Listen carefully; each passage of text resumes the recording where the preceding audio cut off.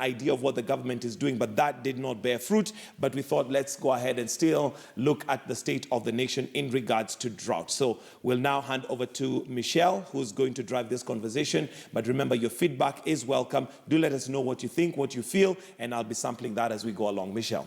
All right, and Michael, just before we begin, like you mentioned, 2.7 million people now in dire need of food, and many of them going to bed hungry. So before we begin this conversation, let's take a look at a report by our very own Sharon Momanyi, who took a look at some of the people who are in dire need of food and water. And the story is titled, Going to Bed Hungry. Let's take a look.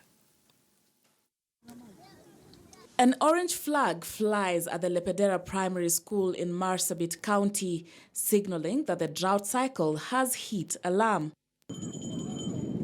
It's lunchtime, one of the more cherished moments for these elementary school children. Food is scarce, making this meal even more enjoyable. Lunch provided by the school feeding program is about the only daily meal for many of the children here. But food stocks in schools are dwindling fast. Soon, the flag might be flying red. Hassan Ali is a teacher at Bala Primary School. The ongoing drought has made learning harder than usual. Hii harsh climate ndio inafanya hata hiyo grade yao iwe chini. Ukosefu wa maji, maji ni uhai. Na mtu kama amekosa maji hata kusoma inakuwa ni shida. Sometimes inatupidi tufunge kabla ya saa 6 watoto waende lunch kwa sababu hakuna chakula na hakuna maji. For the children in this arid county, schools are an oasis of hope. But the lack of rains and scarcity of water to cook jeopardizes this very backbone of learning here. Wakifika hapa kwa kampa, mtoto kama amekuwa dhaifu, amekosa chakula ama nini, walimu wataangalia hata kwa mfuko yao. Lakini nyumbani tukirelease hao waende, whether wazazi yake hawako, whether wako, hiyo sasa sisi hatutaki kujua. Itakuwa kazi ngumu kwa sababu mtoto anatoka distance mbali. Wewe mwalimu umetoka 9 km, mtoto ametoka 10 km. Namna gani unaweza kutravel uende kwao tena? It makes us wonder how life is for the children too young to go to school. It's dinner time at El Bor village. Sadia's children have their eyes fixed on the fireplace. Some crying of hunger. But not much is cooking, just black tea from the little water available to take them through the night. It's a difficult time to be a mother. It's gotten bad. There's no food and no water to drink. Like now, it's dinner time, but there's nothing to eat. Dida's second wife has been sent to Moyale town, 160 kilometers away, to borrow food from their friends. Lakini manye iko watoto moja mbili, kidogo naomba hata sisi naenda kuomba hiyo watu. Kwa kilo moja ama nusu, sisi naishi tu na hiyo.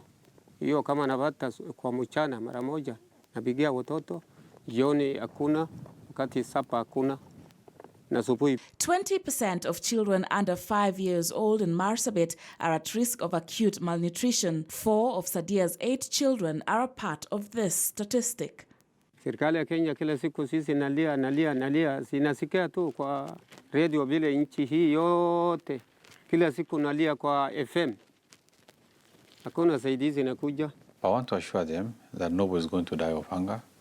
We are addressing, we have upped our program.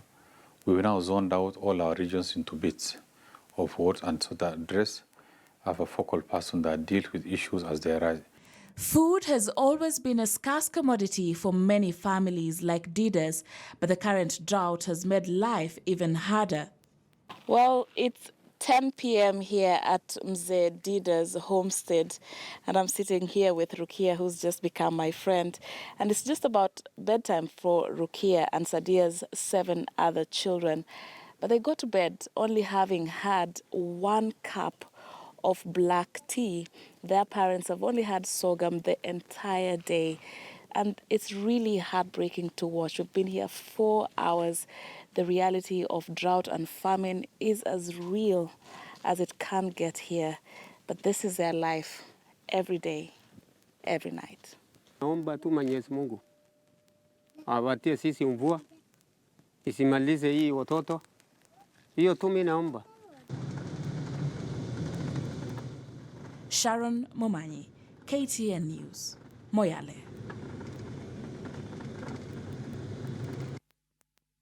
And as journalists cover the emerging drought situation, of course, it is important that they convey the situation accurately and consistently, as we are doing right here on KTN News. Let's now bring in Sharon Momanyi, who covered that story from Marsabit region, which is one of the most hit or hardest hit areas in this food emergency. Sharon, a very touching story there, really painting the situation on the ground. Talk to us about how these communities are coping with this. All right, of course. It was very difficult also just to cover, because it means the reality of these people's anguish is just right in front of your eyes. And Didas was just one of the many families. We were in Marsabit County, and it's a vast county. We were there for 5 days and 4 nights. And just you get to see how much they're struggling with this. And of course, Marsabit County, which is a county that I covered in our continuing series, we have our different teams going to the different afflicted areas. So of course, this is not the first time that we are seeing that drought is affecting perhaps these communities, like Marsabit County is an arid, area. So we've had periods and cycles of drought, only that now these cycles are becoming shorter. From earlier when it would be 10 years apart to 5 years apart, now it's every year they're expecting to have periods of food shortages. So of course there are earlier coping mechanisms, which would be just regrouping after drought periods to just build up their livestock, and in areas that are arable to build up their crop systems. Now they can't do that because there's no time to do that. So now it's really difficult, because just the day before we aired the story on the plight of children, we also saw women who have to walk up to 10 kilometers, 5 hours. So it's really a time of struggle, trying to get this food that is now very scarce, water that is now very scarce, and they don't really have anything to do, because now they just are there waiting to get help. Right. I mean, and Penda, many of us are seeing this and watching it on TV, but you have also extensively covered several parts of the country which are going through this drought situation. Talk to us about the real picture on the ground. Michelle, in where I was, that was Garissa County, the story is more or less the same as the one that Sharon did in Marsabit and in the areas of Moyale. The severe malnutrition is what has been seen the most for the children there. Children who take 1 meal a day, or sometimes go hungry, or they sleep on an empty stomach. It's a normal thing in that place right now. They say since 2011 they haven't seen something as bad as it is right now. Yes. Right. And there are other cases also of people getting lost in the forest while taking their livestock. There's a case of a man whose family is looking for him. He's been lost for now 30 days. They're not able to find him because he went to take the livestock to graze them.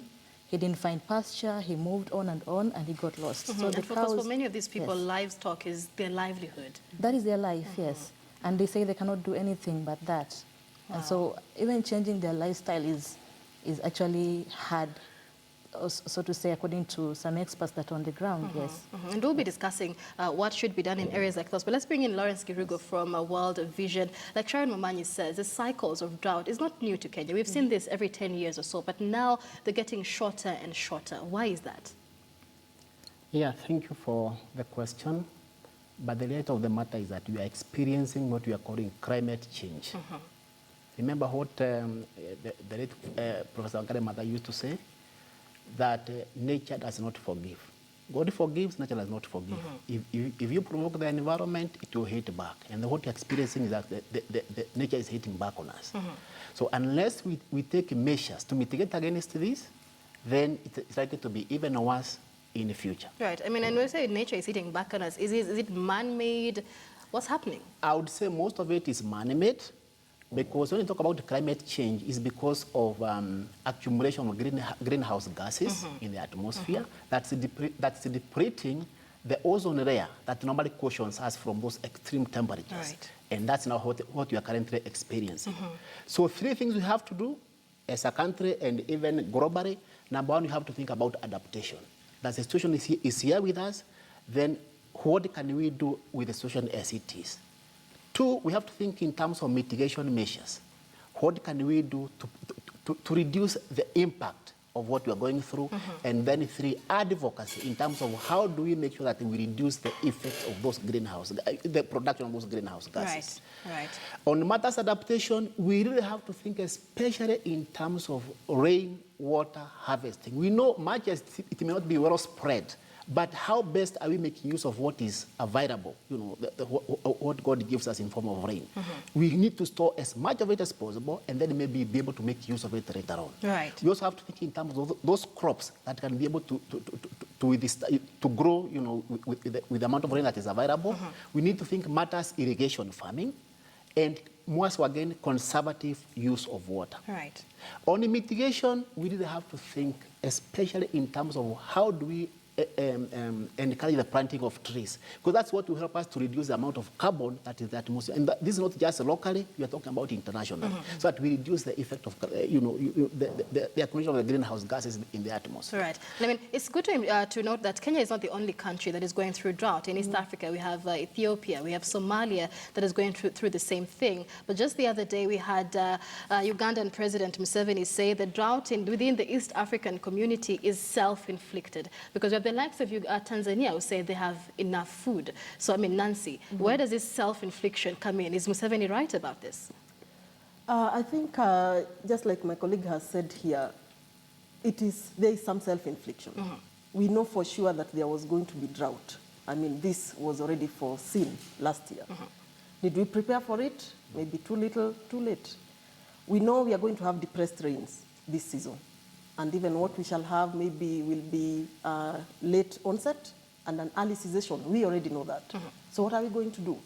We'll have rains like we had last year when we had the floods, the flash floods, and the rains will go. And we'll have the same discussion we are having today, unfortunately, sometime again next year, or even this year. Yeah, so there are things we can do that we haven't done. Maybe, as I'm saying, too little, too late. We can plan, but are we planning? We are not planning adequately. Does that mean then that we're working with a crisis-driven government because we're waiting to respond to what happens? I think we probably like emergency modes. We are always, the crisis, that's what wakes us up to action. If we were not, then we would be preparing for what is going to happen this 2017, because we know for sure the rains are not going to be sufficient, but there are areas where the rains are going to be sufficient, like the western parts of this country. So where the rains are going to be sufficient, how are we prepared? Right, and of course, like Michael mentioned, we did try to get the CS for water and irrigation, or spokesperson from the office, but they have not been able to join us in studio this morning. But earlier this year, Devolution CS Mwangi Kiunjuri did mention that mitigation plans are underway and that relief food has been sent out to the hardest hit areas. But let's speak to our reporters who've been on the ground. Sharon, there's been reports that relief food has been dispersed. Has this relief food reached the people who need it? Relief food has been dispatched, but I think they also have logistical issues with regard to distribution, because we managed to get to the deepest ends of this, regions, and many families really haven't received this food. So, and also bringing to question the state of preparedness, because you see, we have, what's my trail of thought here, that we have reaction. We have reaction interventions is what the government has really been engaging in. And if you look at this drought situation, it dates back 30 years back. For this particular 2017 drought, there was early warning with regard to this. We saw the UN also in December, just a few weeks ago, saying that it's going to get worse in the long rains areas. might actually not come or may delay. Exactly. And just to wonder, it brings to question then, what has the government been doing since then? Of course, right now, we understand that there's 230 million that they have spent out there in this pastoralist communities to just buy off their livestock, which are also really dying at this particular time. So they're buying this livestock and using this meat. Just what they're saying they will do, we haven't seen it yet, that to buy this livestock from the communities and slaughter them, so that they're also an immediate intervention by offering this food to the communities affected. But all we're seeing, Michelle, really is reactive interventions. And of course, more people continue to die with that. The UN report actually estimates that from 2.7 million, actually at the beginning of the year, we had 2 million people in dire need of food. That has moved to 2.7 now, and they say it may double by May or April this year. But Lawrence, you say the biggest cause of this is climate change. And then the UN report says the long rains this year, which many Kenyans are depending on, may delay. So is it too late to do anything? I would say maybe not too late, because what we could, essentially if you have to think long term, then instead of having a response, we should be thinking about mitigation measures, which we talked about the issue of trying to address the causes of all this. But under the circumstance, now what we need to think about, we are going to have some rains. It may not be enough, but how best are we going to make use of those rains? So we need to educate our people in terms of which crops can they plant that can do with the available rains. We also need to teach our people in terms of how the issue of rainwater harvesting, not necessarily roof catchment, even runoff water. How do we store that water in a pod, even at a household level, and then make use of that water later on when there is no rain to grow your crops? Right, and of course, the story Penda was talking about, because when you harvest rainwater in areas like this, of course, it reduces the distance that pastoralists have to walk to find water. It also reduces the dependence on rain, because, the rainy season just two days in a year, and that would. But Nancy, how then do we improve the government's response to the situation? What I think, already there are measures and policies that are there. Their implementation probably is the issue. We have a climate adaptation strategy. Are we following through? Are we implementing it? That is a question that needs to be answered. So what needs to be done is known. The plans to do what needs to be done are there. The implementation probably is what needs to get done. All right. And Michelle, maybe just to add, because when we were on the ground, and there are very many players involved in this, of course, the government, which has a role of, governing and taking care of its people, should be playing the lead role. But in some of the areas, like in Moyale, we saw some programs such as one known as pasture enclosure, where the community lives off bits of places that they don't use to feed their livestock, so as to conserve this part for when there's drought, when the crops are not doing well. So it's some sort of crop rotation kind of thinking, so that you set some areas aside, and some communities have actually embraced this. So these interventions are actually there. It's just we need to see more of this, because the communities are also willing to adopt this. And of course, another strategy would be to come up with programs that the communities themselves are able to embrace, so that you're not introducing new things. Because maybe I will allude to some of the projects that we saw in 2014. There was the money that came from Kenyans for Kenya, and we saw that program for just irrigation and planting things. It was not one that involved the community on the ground. I mean, they are pastoralists, they're not farmers. Not used to that kind of lifestyle. Right. Exactly. Like So you mentioned, it's very hard to get them to move Yes. away from what they're used to. Absolutely. Most of the people that we're talking to, especially the ones who are elderly, they're saying that this is our lifestyle. You cannot change. There's those who said, okay, we can try to adapt, but this will invite You cannot problems for reinvent us. a whole group of people. Yes, and just try to tell them, start farming, start doing this, start doing that. And yes, there's some areas which have those water ponds that have been dug and there's been water. But right now, things have been harsh. It's worse than it was. And the water is just getting, so I don't know if the water ponds are a solution. There are wells that have been dug in some places, I think, by people like World Vision that we saw on the ground in Garissa. But some of them are salty wells. Others, there's so much to do that I think can assist the people. There's Tana River. There's water from there. Why can't that water be channeled into these areas that are dry, that are near that river? For example, Garissa and the area that we're in. Yes, I think there's a lot more to do. And as we focus on drought in many of these areas, we forget of the urban drought, because urban cities, Nairobi, Mombasa, Kisumu, are also experiencing this drought in the form of water rationing, electricity rationing. I mean, Lawrence, and many don't understand that is an effect of drought. Talk to us about the bigger effect, other than 2.7 million people, of course, in dire need of food and water. I think the whole thing calls for the issue of proper management of our natural resources. If we do not manage our natural resources very well, then we are likely to experience what we are experiencing. Remember what you have just said, like here in Nairobi, when it is raining, our problem is usually flooding. Right. All the roads are flooded, access becomes an issue.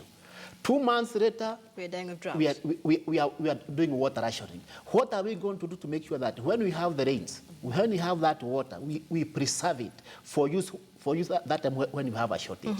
So the issue is how well do we manage the issue of our natural resources, or what God has given us. She talked about something about the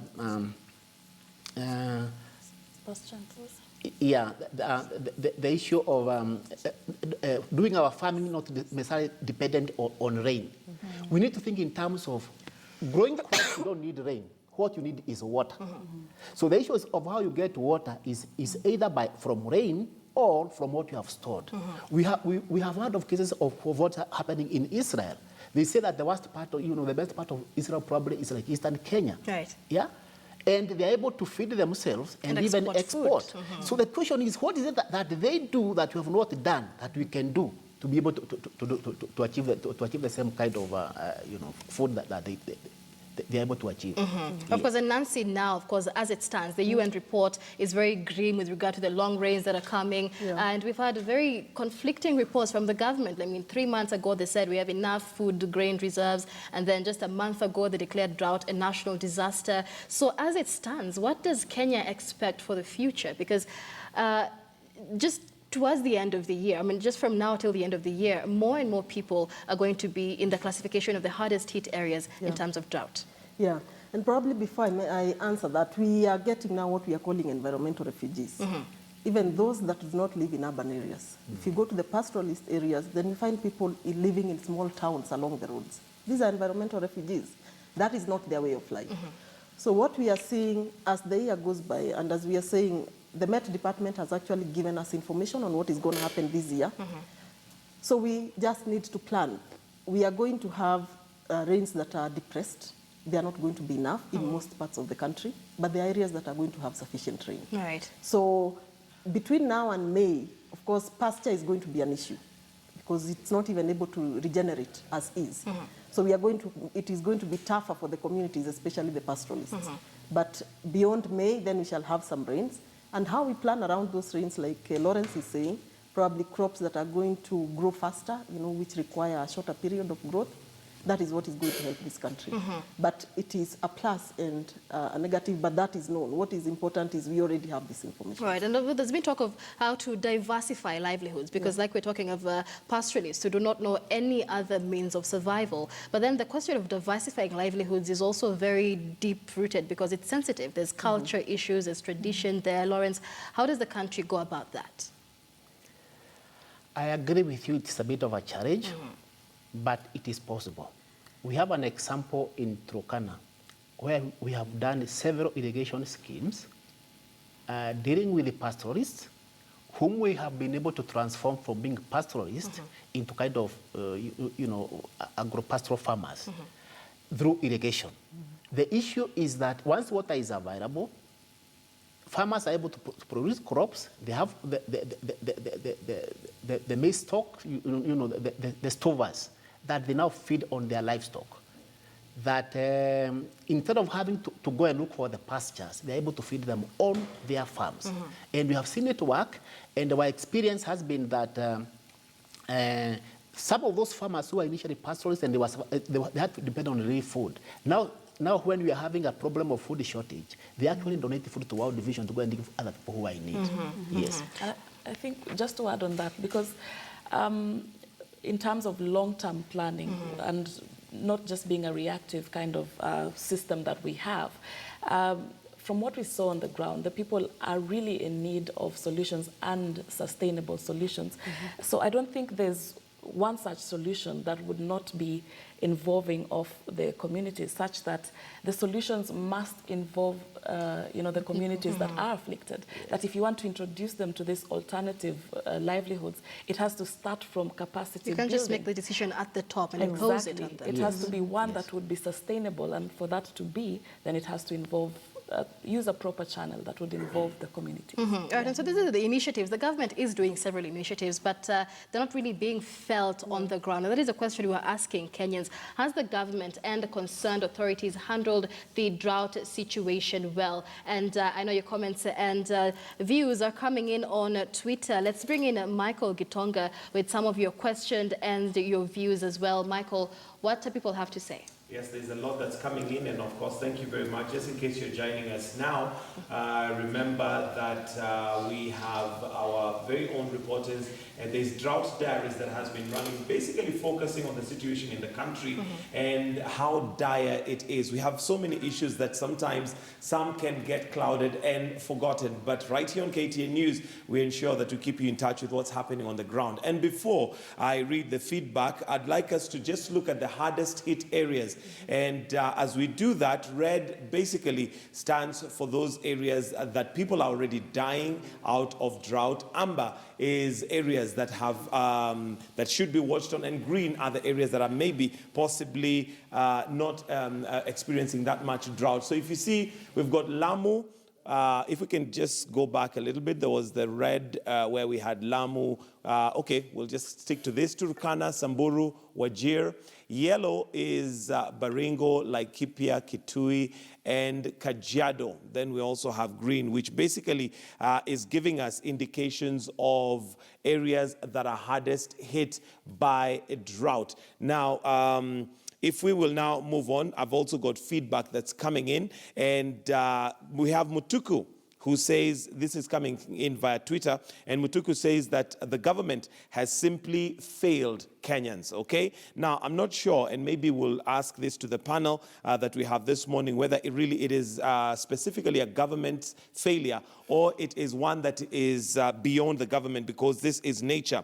We also have Sheila, who says, why do we have floods killing us and drought killing us? What is wrong with us? Of course, indicating, the fact that you had brought about, Lawrence, and that is to say that one time we are dealing with floods, we can't control the floods. The next few months, we're dealing with drought. So one, of course, is left wondering what exactly is the problem. Dawn says that human beings are self-destructive. And I guess that is alluding to the fact that nature, like you said, is unforgiving. God may be forgiving, but nature is unforgiving. And the more we are careless with our environment, the more we are putting ourselves at risk. Daba, can the government buy the livestock and turn it into food? This, of course, is a story that we saw that one of the things that is affected mostly is livestock. And is it possible that the government can actually buy this livestock and convert it to food for the residents in those areas? Finally, Kevin says NGOs do more for Kenyans than its own government. And he ends by saying, shame. There you go. That's the feedback that's coming in. And before handing back to Michelle Ngele, let's just take a look at the traffic. And this is Kenyatta Avenue that we are seeing. And it looks like traffic is moving. It is heavy, but it is flowing. And I think outbound seems to be heavy but stuck. But into town, it is moving. So that's your traffic update right there. Kenyatta Avenue. We'll give you more traffic update and also a weather update later on. But let's come back to the conversation that we're having, and this is to do with drought. Michelle Ngele and our guest basically taking a look at drought and the situation in Kenya. Michelle. All right, and Michael, just before we address what the comments of the viewers this morning, I'd like us to address, especially for Sharon and Penda, who've covered these areas, because there's the acute emergency phase now for most of these areas that are hardest hit. But the concern is now how to reduce the health and nutrition-related mortality that is likely to happen, has already begun happening in those regions. All right, of course, and from Marsabit County by itself, the statistics indicate that 20% of the children in that county below the age of 5 years are at the risk of acute malnutrition. So it's not just getting them food that is priority right now, but also to take into consideration their nutritional needs also. So these are children, as Agnes mentioned, are having just one meal a day, and that one meal could be mashed sorghum or something, so or black tea, actually, as we saw. All day. And of course, this is a period where they are in need of a lot of nutrition because they are growing children. So, of course, it's a call for relief and to have also a check on how how to get them all this food that they need, balanced diet. Because even the relief foods, I believe, are just mainly starch foods that are given to the ground. Right, and that was another question, actually, because the relief food is mostly maize and beans, I believe, but these people do not have water. So what do they do with that food? Actually, these people cook with very dirty water. You see the water that the children are drinking is something you cannot drink. You look at it and you wonder how this child is going to survive if they're going to fall sick. So there have been many cases of diarrhea and vomiting amongst the small children that we saw. And actually, there is no hospital that is open in most of those areas because of water. There's no water even for facilities to operate. So how do you expect this mother to take these children to the clinic to be checked for things like diarrhea? The water they're drinking is bad. The food is terrible. It may not be, let's say, the worst, because we found a family that was taking rice and potatoes. That is not too bad for a place that has hunger. But then, is it right for the children? You see, is that the meal that they're supposed to be taking? So the cases in Garissa are quite 10% of children actually malnourished right now, and it's getting worse. We found a child who had a bulging stomach. She's doing badly. And we're told the main reason for that is because she's not been eating well, you see, and that's why she's... So does it mean that we need to rethink even the relief food that is being sent out? I think so. I think there's need, because even right now, the relief food has not reached those areas, some of those areas, because maybe they're far or the plans have not yet been completed in some cases. And some of them take the food they get food from actually mosques and NGOs that are actually around that area. And the most that they can give is rice or unga, something like that. And that is just purely starch. And they will cook it in dirty water. Yes, with but dirty of course, water. it's important to remember it's 23 out of 47 counties now that have been declared as the hardest hit regions. Yes. Right, so let's bring in Lawrence and Nancy, because the conversation now is on how best to utilize our water or natural resources that so we can mitigate this, say, in 2018. But when you talk, Lawrence, of these long rains that are coming, the UN has said they will not be very reliable. What then can Kenya think of doing with those rains now that will sustain us till the end of the year? I think that's basically what I was talking about, the issue of water harvesting. And water harvesting is not something that has to be that massive, dams and the like. It starts even at the household level. Can a household maybe make just a small water pod, maybe like 5 meters by 3 meters, and that is enough to store enough water that can do irrigation or use of that water at the household level for both the human, livestock, and even do some simple irrigation using maybe a greenhouse for about an eighth of an acre, which is enough to produce enough food that can sustain the household. Let me also mention something about what you have just mentioned about the food ration that has been given. Let me say that for organizations like World Division, you normally have a food ration that covers all the three important foods. That's carbohydrates, proteins and vitamins, because we normally give a combination of carbohydrates. We give pulses. We either give rice, wheat, or maize. Then we have any of the available pulses like green grams, beans, whatever it is. You also have an element of oil in it. And according to our calculations, if you are able to support a household with an estimated 177 shillings per household per day, you have had that household. If you are able to support with 5,310 Kenya shillings, you are able to support a household for almost a whole month. If you want to support a child for a lunch voucher at only 551 shillings, you are able to support that child for a whole month. That is through World Vision? Through World Vision. And we even have got an M-Pesa, a pay bill number that you can support us through. We have a number 525630 that you can support us with, and the account is hunger-free. All right. And Nancy, of course, touching on the same thing, the kind of relief food that is being sent out is even contributing to the higher levels of malnutrition being witnessed among children and even pregnant mothers as well in the region. And so, is that need to rethink the food that we're sending out? Yeah, it's actually, again, planning. Because now we're just responding to an emergency. Right. And therefore, what is available, grains are available. And it's easy to transport them. But if there is prior planning, then actually these issues can actually be addressed. But that is, we're giving food for a season. And as Lawrence is saying, what then becomes the long-term plans? Right, we need a sustainable plan. We need a sustainable plan. And we do not need to change the way people, the livelihoods of people. Those that are doing pastoralism, probably that is what is most resilient, even in these times of climate change. Where do we have grass banks? Where do we have pastures? You know, how do we ensure that actually this can be available without necessarily changing the way of life of people? And as the climate, of course, changes, then it's going to get worse, as we are saying. So we need then to look at how communities can have what we call community-based adaptation, their own adaptation. The water pans that we are talking about, the keeping of livestock, which they can then sell when it is dry and restock when it gets wetter. Having pastures, you know, having grass banks. These are things that can be pushed, of course, at national government, but more importantly, at county government. Right. Are we getting extension services? As we've said, we are going to have rains. Do the communities have information on what they are going to do during these short rains? Can the information available be unpacked by the counties?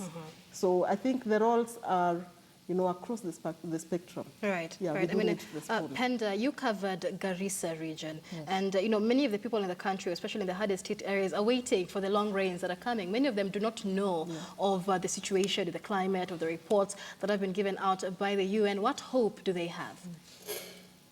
They hope that it will rain. They actually hope that's going to rain. And when we were there, they were expecting it to rain on that very day. And are they planning to do anything? I mean, did they have any plans, or did they just expect it to rain? And No, they just know that it will rain, it will fill the water pans, and that will be it. So no one has been there to tell them, or I've not seen any of their own mechanisms that they can store anything of their own. And no one has been able to tell them that, okay, you guys will do this and that once it actually rains and all these mini water pans are filled or something like that. Yes. all right, very interesting. Sharon? Yes, I think even as we talk about this, because this is conversations that have been had for decades. For decades, absolutely. And it's good to put it in perspective, Michelle, because I got to see the statistics of how many people over the years have been affected by drought in the country. As decades, you know, started in 1975, 16,000 people then were affected by this. 1977, 20,000 people. 1980, 40,000 people. This is number increasingly getting higher of people who are affected. 83, over 200,000 people affected. 1991 and 92, 1.5 million people. Then 14 million people in 95 and 96. In 1999 and 2000, 4.4 million people affected. This is, of course, northern areas, the coastal region, and parts of Rift Valley areas. And in 2004, 3 million people. And just right now we know it's 2.7 million people who are, you know, direly affected by this. So just showing that this has been a repeated case. We have not learned. And we are always reacting. I mean, from 1975 to 2017, surely. So, of course, it's something you cannot separate it from leadership. I don't know if the changing of regimes in the political regimes also affect this, because you could have a plan as a regime, then maybe there's no consistency or handover, you know. So it's really a wake-up call, because we could be talking about this and then other people would be talking about this 20 years later. So I don't know what kind of... But in change of regime, even in those 5 years, nothing has happened on the ground. You see, you find anything that is there has either been done by an organization somewhere. You haven't seen the hand of leadership in doing ways to mitigate these issues. And it's actually, you find that you ask those people, they say that they hope that so-and-so will come and help us. They mention an organization, they mention the mosque, they mention someone will come with a water booze and help them.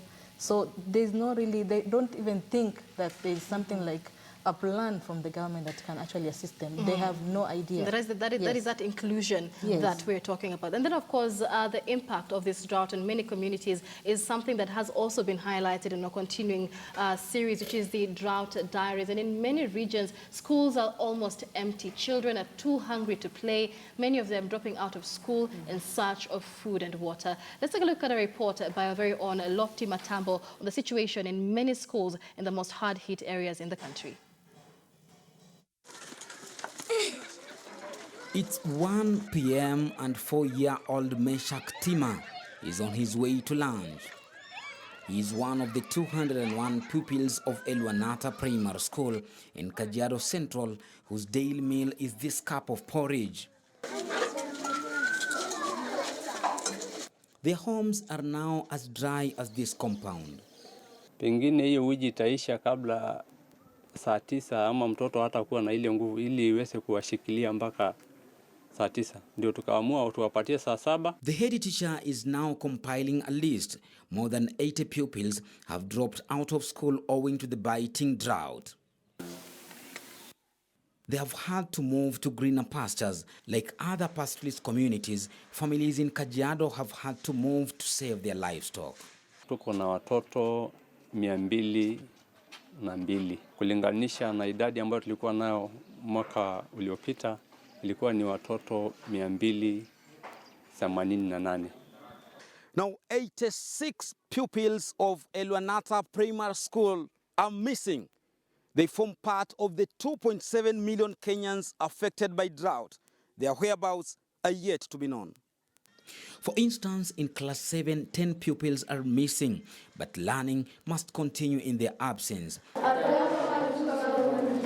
The teachers can only hope these pupils will return before their final examination. Outside Elizabeth Manyata, several children have set camp. They need to be closer to school.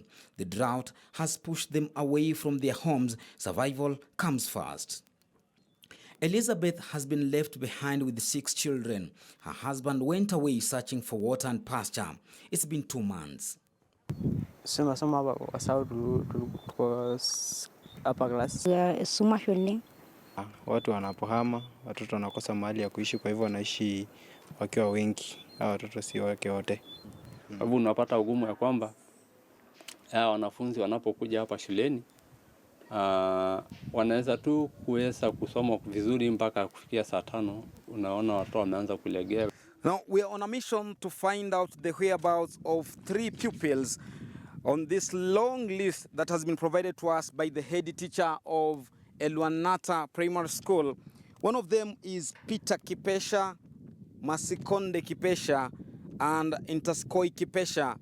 All of them, we are told, they could be at an area called Megumi, which is 50 kilometers from where I stand. 30 kilometers into the dry terrain.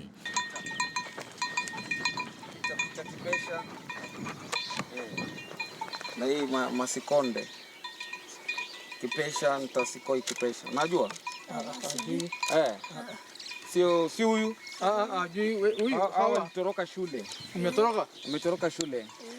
Na nyinyi hamjaenda shule? Nimeenda na nyinyi nimerudishwa. Mmerudishwa ama mmekuja kufuga nini? Kweli? Kwa hivyo amjui hawa akina Kipesha. Huyu Peter Kipesha. Masikonde Kipesha. Ntasikoi Kipesha. Amwajui hawa? Hawa? Hapa sinasema naenda Megumi. Lofty Matambo, KTN News for Drought Diaries.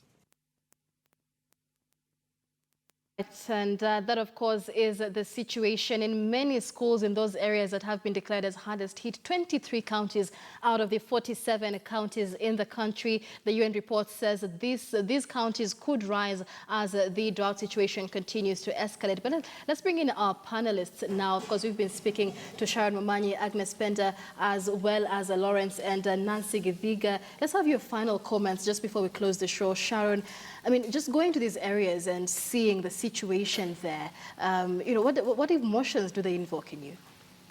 I can tell you for sure it's heartbreaking. There's no way you'd see 8 children going to bed hungry and it doesn't change, it doesn't, affect you. So the call for these people, of course, our job is just to paint the picture of what they're going through, and hopefully it influences policy action, and what they need is immediate action for now, and what they also need is long-term solutions. And the hope is that finally stakeholders involved, of course government has a lead role in all this, but it's going to take multi-sectoral approach, because this is to do with global climate change and we can't deal with this in a vacuum. So that finally there would be political goodwill, there will be a unity of purpose in just having sustainable solutions. Yeah. I like that you bring in the issue of political goodwill, because taking a look at some of our comments here, we have Juma Steve saying the government as well as the opposition are doing so little with the drought situation since it is not politics, I guess. So, I mean, Penda, your closing comments on this? It's been sad, it's been hard being on the ground, seeing what people are going through. And of course, we continue to cover this situation. It's not a good thing. It's not good what is happening down in the ground. And I wish everyone can see that. Everyone can take in what we are showing and they can do something about it, not just for now, but even for the future. We should not cover these stories again. Next year, this should not happen again. This should never have happened all these years since 2011. Something went wrong. Right. Yes. Lawrence, your closing comments, especially considering that within the East African region, Tanzania seems, or at least they say they're fine. They do not have a problem with drought. Yeah, mainly because they are very keen on matters to do with the adaptation. They have agreed that we have, with this situation with us here, so how best do we manage it? We also need to think in terms of how best can we manage the situation as it is, even as we think, long term. Do we harvest our rains and make use of them to the best, to the best of our ability? Because that's what the key is. Let me also add that from our different perspective, if you want to support a child remain in school, please send us only 551 Kenya shillings. That to support a child for what we are calling a lunch voucher for a whole month. If you want to support a family, support us only with 177 Kenya shillings. That will support a whole family for a day. If you want to support a family for a whole month, support us with 5,310 Kenya shillings. That support a family for a whole month. What's the paybill number? Just real quick. Our paybill number is 525-630. Account hunger free. Hunger free. All right, Nancy, closing comments, please. Yeah, from me, what I think is it's an election year, but we do not need to politicize this issue of drought. But going forward, I think we need then to get leaders who prioritize natural resource management. And we need to have an agenda that is clear. Going forward, what is going to happen? What do the leaders that are coming to us, what are they offering in terms of our planning into the future? So it must be key. All right. They must offer solutions. All right. Nancy Githiga from Worldwide Fund, Lawrence Kirugo of the World Vision Kenya. We also have Agnes Penda and Sharon Momanyi, who are our features editors here at KTN, talking about the state of the nation and the drought situation that is being witnessed in the country. And of course, Michael, a lot of reactions coming in from Kenyans, and many of them very angry with the situation on the ground. What do they have to say? Absolutely. I'll not have time to read too many of them, but let me just take a few. We have Sungu Pascal, who says, my heart bleeds for people living in those hunger-stricken areas. We also do know that Kenya Red Cross is running an initiative which is called Adopt a Family, and there's an ongoing appeal. Kenyans can send their money to contributions. So there are various ways that one can participate and, help as much as we're waiting for the government to do something. Serikali's idea. But that doesn't seem to work right here. So there are several initiatives out there that you can actually participate in and see how you can help. So we'll have to wind it up right there. But just before we wind up, let's just give you a traffic update. And this is from General Post Office roundabout, and it's total gridlock. Anybody who's in town, if you're intending to drive, it might not be a good idea to do that right now. And it's amazing just to see how traffic on one side is completely chock-a-block, whereas the other side is completely free. I remember seeing in some countries where they literally move the lanes, whereby when traffic is in a gridlock like that, they would have maybe 5 lanes going in that direction. And at the point now traffic changes, they move the lanes to the other side. But anyway, let's hope our city planners are able to implement this. So this is where we're going to wind up this particular segment of the show. State of the Nation. For those of us on KTN Home, we say goodbye. Life and Style is going to begin shortly. But those of us remaining on KTN News, we've got some news updates coming up. Then later on, we've got Tech Central. And the question I'd ask you this morning is, how secure are your documents? When you go online, how secure are you? We'll be having that conversation right here